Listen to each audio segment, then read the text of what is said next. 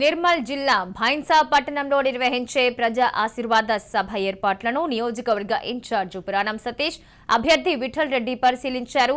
ప్రజా ఆశీర్వాద బహిరంగ సభకు ముఖ్యమంత్రి కేసీఆర్ హాజరు కానున్నారు. ప్రజా ఆశీర్వాద సభకు 70,000 మంది రానున్నారు. ప్రజా ఆశీర్వాద సభలో ప్రజలు తమను ఆశీర్వదించి మూడవసారి కేసీఆర్ ను సీఎం చేసి తనను ఎమ్మెల్యేగా గెలిపించాలని నియోజకవర్గ ప్రజల్ని అభ్యర్థి విఠల్ రెడ్డి కోరారు. జగిత్యాల జిల్లాలోనూ సీఎం కేసీఆర్ పర్యటించనున్నారు. సాయంత్రం 4 గంటలకు ఆయన కోరుట్ల చేరుకోనున్నారు. కోరుట్లలో ఏర్పాటు చేసిన సభలో కూడా కేసీఆర్ మాట్లాడనున్నారు.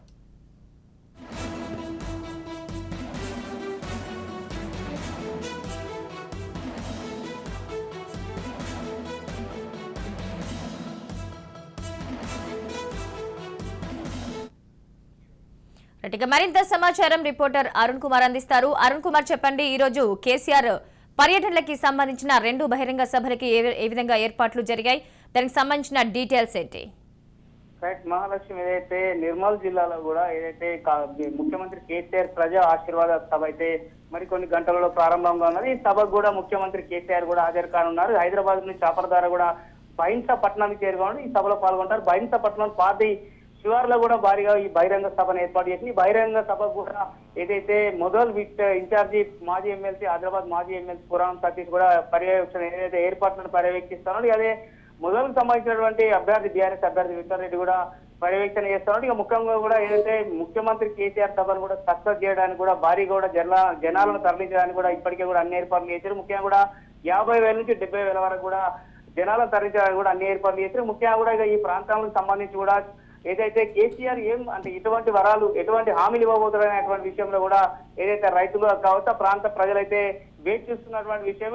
కేసీఆర్ సభ కూడా ప్రత్యేకత సంతరించుకున్నారని చెప్పడం. ముఖ్యంగా కూడా ఈ ప్రాంత ప్రజలైతే ఏదైతే అక్కడ గోదావరి జలాలను పూర్తి స్థలం కూడా నియోజకవర్గానికి అందిస్తే కూడా రైతులు 2 పంటలు పండేటువంటి అవకాశం కూడా రైతులు కోరుతారు. ఈ నేపథ్యంలో మరి ఏమైనా కేసీఆర్ సభ ద్వారా కూడా రైతులకు ఏమైనా హామీలు ఇస్తారనేటువంటిది అయితే ఇక్కడ రైతు ఆ నియోజకవర్గ ప్రజలు రైతాంగం ఎదురు చూస్తున్నటువంటి పరిస్థితులు. ఇక్కడ ఏదైతే మధ్యాహ్నం 1 గంట కూడా ఈ సభ ప్రారంభం అయితే ఈ సభ తర్వాత కూడా ఇక్కడ నుంచి చాపర్ ద్వారా కూడా ఏదైతే జగిత్యాల జిల్లాలోని కూడా కోరుట్లలో జరిగేటువంటి బహిరంగ సభలు కూడా కేసీఆర్ పాల్గొంటారు. ముఖ్యంగా కూడా దాదాపు ఈ నిర్మల్ నియోజకవర్గానికి సంబంధించి కూడా ఈ సభను సక్సెస్ చేయడానికి కూడా ఇప్పటికే కూడా బీఆర్ఎస్ అయితే పూర్తిగా కూడా కసరత్తు చేశారు. భారీగా కూడా జనాల తరలిస్తా ఉన్నారు. ఏదేమైనప్పటికీ కూడా ఈ సభ ద్వారా కూడా ప్రజలకు ఎటువంటి హామీ ఇవ్వబోతున్నారు, ఎటువంటి అష్యూరెన్స్ ఇవ్వబోతున్నారు అనేది కేసీఆర్ ప్రసంగం అయితే అక్కడ ప్రజలైతే చూస్తున్నటువంటి ఎదురు చూస్తున్నటువంటి పరిస్థితి నిర్మల్ జిల్లా నెలకొన్నది. Mahalakshmi, right, thank you Arun.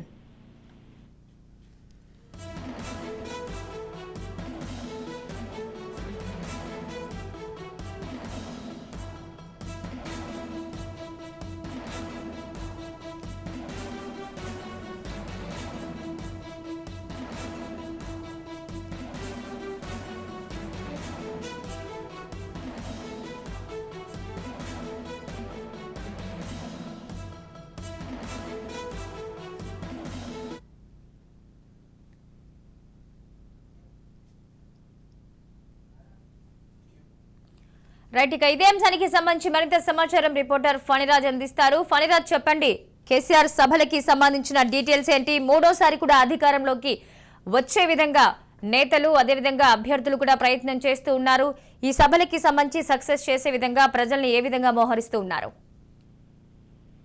Mahalakshmi, మొత్తానికి తన సెంటిమెంట్ జిల్లా ఉమ్మడి కరీంనగర్ జిల్లాలో ఇప్పటికే సుడిగాలి పర్యటన చేస్తున్నటువంటి కేసీఆర్ మరోసారి ప్రజా ఆశీర్వాద సభకి ఇక్కడ కోరుట్లలో, ఇప్పటి జగిత్యాల జిల్లా కోరుట్లలో ఉన్నటువంటి ఇక్కడ గ్రౌండ్ లో ఈ సభ సాయంత్రం 4:20 జరగనుంది. దీనికి పెద్ద ఎత్తున జన సమీకరణ చేయడానికి స్థానిక ఎమ్మెల్యేతో పాటు ఇతర నాయకులు కూడా కృషి చేస్తున్నారు.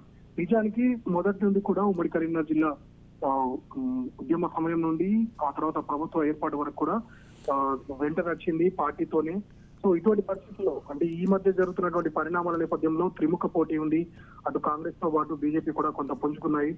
నిజానికి కాంగ్రెస్ అయితే ఉమ్మడి జిల్లాలో ఈసారి కనీసం 6 నుండి 7 స్థానాలు గెలుచుకునే అవకాశం ఉందని తెలుస్తోంది. ఇటువంటి పరిస్థితుల్లో ముఖ్యంగా జగిత్యాల, గతంలో జీవన్ రెడ్డికి పట్టున్నటువంటి జగిత్యాల మరోసారి వాళ్ళ ఖాతాలకు వెళ్తుందని ఒక సర్వేలు కూడా వెల్లడించాయి. ఇటువంటి పరిస్థితుల్లో ఆ జిల్లాపై పూర్తి స్థాయిలో పట్టు సాధించడానికి ఈ సభ ఏర్పాటు చేస్తున్నట్టుగా తెలుస్తోంది. ఇక్కడ ఉన్నటువంటి ధర్మపురితో పాటు కోరుట్లలో కూడా కాంగ్రెస్ ప్రభావం చాలా స్పష్టంగా కనిపిస్తోంది. సో సో దీన్ని ఎదుర్కోవడానికి ఇక్కడ సభ ఏర్పాటు చేశారు. తాము ఏమి అభివృద్ధి కార్యక్రమాలు చేశాము, పథకాలను ఏ రకంగా అమలు చేశామనే విషయంపై ఇక్కడ ప్రజలకు సీఎం వివరించనున్నారు.